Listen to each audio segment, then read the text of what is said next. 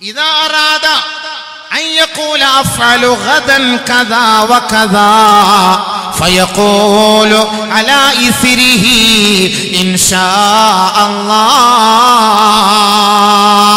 നാളെ ഞാൻ ഇന്നത് ചെയ്തു കൊള്ളാം, നാളെ ഞാൻ ഇന്ന സ്ഥലത്തേക്ക് യാത്ര തിരിക്കും, നാളെ രാവിലെ ഞാൻ ദുബൈക്ക് പോകും, നാളെ രാവിലെ ഞാൻ ഹോസ്പിറ്റലിലേക്ക് പോകും, നാളെ രാവിലെ നമുക്ക് കാണാം.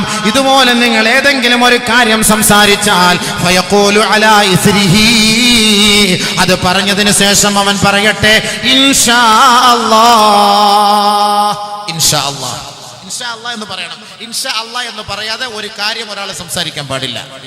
ولا تقولن لشيء إني فاعل ذلك غدا إلا أن يشاء الله. ഇന്നത് നാളെ ഞാൻ ചെയ്യുമെന്നൊരാൾ പറഞ്ഞാൽ അത് ഇൻഷാ അല്ലാഹ് എന്ന് പറഞ്ഞിട്ടേ പറയാവൂ. അല്ല പറയല്ല. 5 6 إذا أصابته مصيبة قالوا إنا لله وإنا إليه راجعون. ഒരു മുസീബത്ത് വന്നാൽ, ഒരു മരണം സംഭവിച്ചാൽ, ഒരു രോഗം സംഭവിച്ചാൽ, ഒരു അപകടം സംഭവിച്ചാൽ, നമ്മുടെ കുട്ടികൾക്ക് വല്ലതും സംഭവിച്ചാൽ, നമ്മുടെ വീടിന് വല്ല ന്യൂനതകളോ അപാകതകളോ സംഭവിച്ചു പോയാൽ, നമ്മുടെ വിലപിടിപ്പുള്ള സാധനം നഷ്ടപ്പെട്ടു പോയാൽ ഫയഖൂലു, അവൻ പറഞ്ഞുകൊള്ളട്ടെ ഇന്നാ ലില്ലാഹി വ ഇന്നാ ഇലൈഹി റാജിഊൻ. അവൻ പറയണം. അല്ല മരിക്കുമ്പോൾ മാത്രമല്ല പറയേണ്ടത്, നമ്മളിത് മരിക്കുമ്പോൾ മാത്രം പറയുന്നത് അല്ല. അസാബത്തു മുസീബ, ഒരു മുസീബത്താണ്. കറണ്ട് പോയി ഇന്നാ ലില്ലാഹി വ ഇന്നാ ഇലൈഹി റാജിഊൻ. പെഴ്സ് കളഞ്ഞു പോയി ഇന്നാ ലില്ലാഹി വ ഇന്നാ ഇലൈഹി, കൊലുസ് പാദസരം കളഞ്ഞു പോയി ഇന്നാ ലില്ലാഹി വ ഇന്നാ ഇലൈഹി റാജിഊൻ. ഭർത്താവിന്റെ ഇഖാമ നഷ്ടപ്പെട്ടു പോയി ഇന്നാ ലില്ലാഹി വ ഇന്നാ ഇലൈഹി റാജിഊൻ. മുസീബത്തുകൾ വന്നാൽ ഇന്നാ ലില്ലാഹി വ ഇന്നാ ഇലൈഹി റാജിഊൻ പറയും.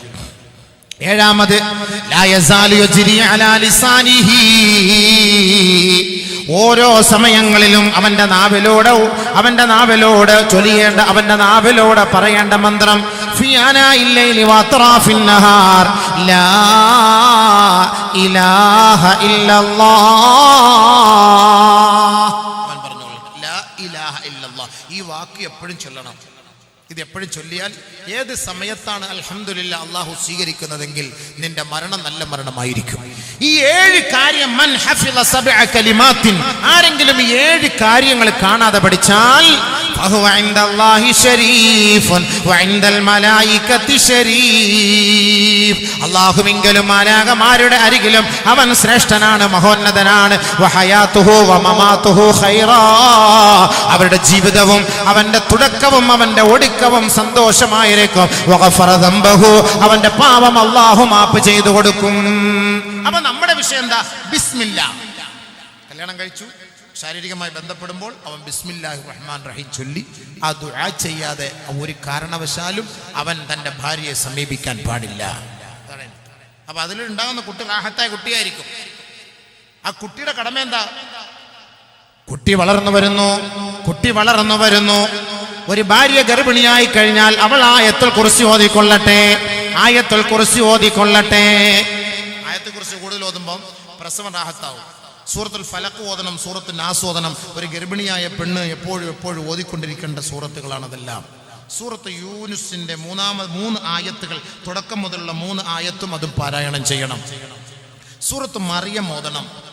ഒരു ഗർഭിണിയായ പെണ്ണ് ഇതൊക്കെ ഏറ്റെടുക്കേണ്ട ഉത്തരവാദിത്തങ്ങളാണ്. ഇതൊക്കെ ചൊല്ലണം. ഒക്കെ ചെയ്തു കഴിഞ്ഞാൽ അൽഹംദുലില്ലാ ഇടങ്ങേറുകളൊക്കെ മാറും. ഏതെങ്കിലും ഗർഭിണിയായ പെണ്ണിന് അസ്വസ്ഥതയുണ്ട്, ഗർഭത്തിൽ മുഴയുണ്ട്, പ്രശ്നമുണ്ട്, അല്ലെങ്കിൽ കുട്ടിയുടെ കഴുത്തിൽ എന്താ പറയാ കുടല് ചുരുണ്ട് കിടക്കുകയാണ്, അല്ലെങ്കിൽ ഇടങ്ങേറായി കിടക്കുകയാണ്, കുട്ടി തിരിഞ്ഞു കിടക്കുകയാണ്, ഇങ്ങനെയൊക്കെയുള്ള പ്രശ്നങ്ങൾ ഡോക്ടർമാരെല്ലാം പറയുന്നുവെങ്കിൽ ഇഹ്ദിനസ് സിറാത്തൽ മുസ്തഖീം, കൂടുതൽ സമയം നിങ്ങൾ കുറഞ്ഞത് 313 പ്രാവശ്യമെങ്കിലും നിങ്ങൾ പറയണേ അല്ലാഹുവേ നേരായ മാർഗം നീ തുറന്നു തരണമേ അല്ലാഹ്. നേരായ വഴി, എല്ലാ ഇടങ്ങേറും അല്ലാഹ് മാറ്റിത്തരും. വയറ്റിന്റെ ഉള്ളിലുള്ള ഇടങ്ങേറും അല്ലാഹ് മാറ്റിത്തരും. ഗർഭപാത്രത്തിൽ മുഴയുള്ള പെണ്ണുങ്ങൾ ഈ ദുആ ചെയ്യണം, ഇഹ്ദിനസ് സിറാത്തൽ മുസ്തഖീം. തീർച്ചയായും ആ ഇടങ്ങേറുകളൊക്കെ അല്ലാഹ് ഒഴിവാക്കി തരും. വെറുതെ ഒന്നുമല്ല, ഇതൊക്കെ വലിയ സംഭവങ്ങളാണ്. പ്രസവത്തിന് വേണ്ടി കയറ്റിയ പെണ്ണ് ലേബർ റൂമിലേക്ക് കൊണ്ടുപോകുന്നു. സമയത്തി പക്ഷെ ഇന്നാണോ നാളെയാണോ മറ്റന്നാളെന്ന് അറിയില്ല.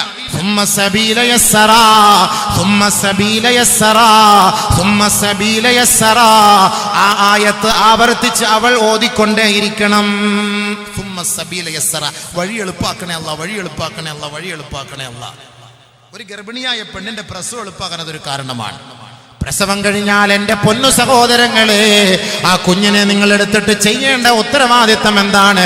വലത് കാതിൽ ബാങ്കും ഇടത് കാതിൽ ഇഖാമത്തും കൊടുത്തിട്ട് വലത് കാതിൽ നിങ്ങൾ സൂറത്ത് ഇഖ്ലാസ് പാരായണം ചെയ്യണേ, ഇടത് കാതിൽ സൂറത്ത് അറാഫിന്റെ 36-ാമത്തെ ആയത്ത് മോദി കൊടുക്കണേ. ഇത് ഖാലത്ത് ഇംറാത്തു ഇമ്രാൻ റബ്ബി ഇന്നി നദറതു ലക മാ ഫീ ബത്നി മുഹററാ ഫതഖബ്ബൽ മിന്നി ഇന്നക അൻതസ് സമീഉൽ അലീം. ഫലമ്മാ വദഅതുഹാ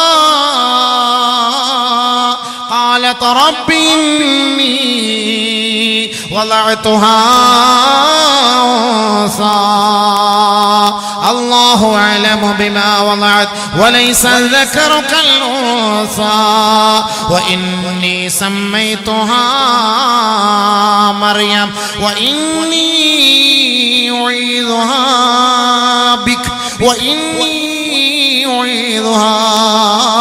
بك وذريتها من الشيطان الرجيم.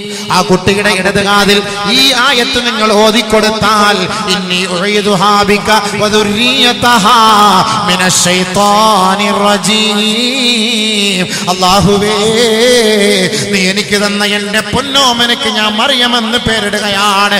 അല്ലാഹുവേ, ഞാൻ ദുആ ചെയ്യുന്നു നാഥാ, അവളെ പിശാചിന്റെ ശർറിൽ നിന്ന് സംരക്ഷിക്കണേ അല്ലാ. അവളെയും അവളുടെ സന്താന പരമ്പരകളെയും പിശാചിന്റെ ശർറുകളെ തൊട്ട് നീ കാത്തുകൊള്ളണേ അല്ലാ.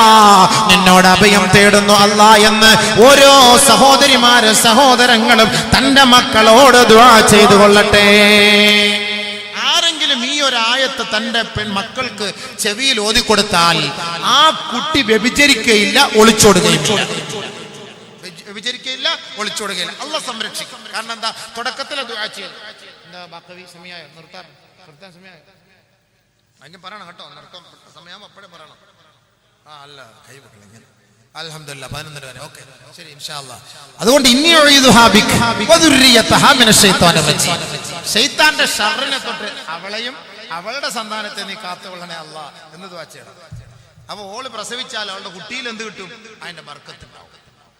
ഇനിയുള്ള ബാച്ചിലേഴ്സ് കഴിഞ്ഞതൊക്കെ കഴിഞ്ഞു. അതിനിപ്പോ ഓതിട്ട് വലിയ കാര്യമൊന്നുമില്ലല്ലോ. വെട്ടാൻ പോകുന്ന പോത്തിന് വേദം ഓതിട്ട് കാര്യമില്ല എന്ന് പറയുന്ന പോലെ അത് സംഭവം കഴിഞ്ഞു. ഇനിയുള്ള നിങ്ങളുടെ പെണ്ണുങ്ങന്മാര് ഗർഭിണികളാണെങ്കിൽ ഈ പറയപ്പെട്ട ആയത്തുകളൊക്കെ ഓതണം. എന്നിട്ട് അത് കുട്ടി ജനിക്കുമ്പോൾ മറക്കാതെ സൂറത്തുൽ ഇഖ്ലാസ് ഈ ആയത്ത് ഓതണം. ആ കുട്ടി ഒളിച്ചോടുകയില്ല, ഇൻഷാ അല്ലാഹ് വ്യഭിചരിക്കുകയില്ല, ഉറപ്പാണ്. പണ്ട് പറഞ്ഞുതരാൻ കാരണവന്മാരില്ലാതെ പോയത് കൊണ്ടാണ് ഇപ്പോൾ ഈ പ്രശ്നം, ഈ ഒളിച്ചോട്ടം നടക്കുന്നത് സംഭവം. ഇനിയിപ്പോൾ ഒളിച്ചോടുന്ന പെണ്ണുങ്ങന്മാരെ നോക്കിയിട്ട് അല്ലാഹ് നീ വിസ്മി ചൊല്ലാത്തവനാണ്, നീ ഔദ് ഓതാത്തവനാണ് എന്ന് പറഞ്ഞ് കളിയാക്കാൻ നിൽക്കണ്ട. അപ്പോൾ ഇനിയുള്ള നമ്മുടെ ഭാവി സന്താനങ്ങളെ അതിൽ നിന്ന് സംരക്ഷിക്കാൻ വേണ്ടി നമ്മൾ ഓരോരുത്തരും ഓതണം ഇൻഷാ അല്ലാഹ്. അതൊക്കെയാണ് ഇത് പറഞ്ഞു തരുന്നത്. ഇത് നമ്മുടെ ഓരോ മാതാപിതാക്കളുടെയും ഉത്തരവാദിത്തങ്ങളും അവരുടെ കടമകളും അവരുടെ കടപ്പാടുകളുമാണ്. ഭാര്യമാർ പ്രത്യേകം ശ്രദ്ധിക്കണം. നിന്റെ ഭർത്താക്കന്മാർക്ക് വേണ്ടി നീ ദുആ ചെയ്യാത്ത നിന്റെ നമസ്കാരം അല്ലാഹു സ്വീകരിക്കുകയില്ല. ഭാര്യമാർ ദുആ എടുക്കണം. ഏറ്റവും വലിയൊരു കടമയല്ലേ, ഏറ്റവും വലിയൊരു കർത്തവ്യമല്ലേ ഭാര്യമാരുടെ ദുആ. إذا هربت من دار زوجها لعنتها الملائكة حتى ترجع إلى بيتها أو كما قال حبيبنا شفيعنا رسول الله. തന്റെ ഭർത്താവിന്റെ അനുവാദമില്ലാതെ തന്റെ വീട്ടിൽ നിന്ന് പുറത്തേക്ക് പോകുന്ന പെണ്ണുങ്ങളെ, സഹോദരിമാരെ, അവളുടെ മേൽ അല്ലാഹുവിന്റെ ശാപമാണ്. അവൾ തന്റെ ഭർത്താവിന്റെ പുറയിലേക്ക് മടങ്ങി വരുന്നത് വരെ അല്ലാഹുവിന്റെ കോപം ഇറങ്ങുമെന്ന് ഹബീബുനാ റസൂലുള്ളാഹി. വഇന്നൽ മർഅത ഇദാ സല്ലത്ത് വലം തദ്ഉ ലിസൗജിഹാ ലം തുഖ്ബൽ സലാത്തുഹാ ഹത്താ തദ്ഉ ലിസൗജിഹാ ഔ കമാ ഖാല റസൂലുള്ളാഹി ഏതെങ്കിലും ഒരു പെണ്ണ് അവൾ നമസ്കാരം കഴിഞ്ഞ പാടെ തന്റെ ഭർത്താവിന് വേണ്ടി ദുആ ചെയ്യാതെയാണ് ആ നമസ്കാരം അവൾ പൂർത്തീകരിച്ചതെങ്കിൽ അല്ലാഹുവിന്റെ പ്രവാചകൻ പറയുന്നു ലം തുഖ്ബൽ സലാത്തുഹാ, അവളുടെ നമസ്കാരം അല്ലാഹു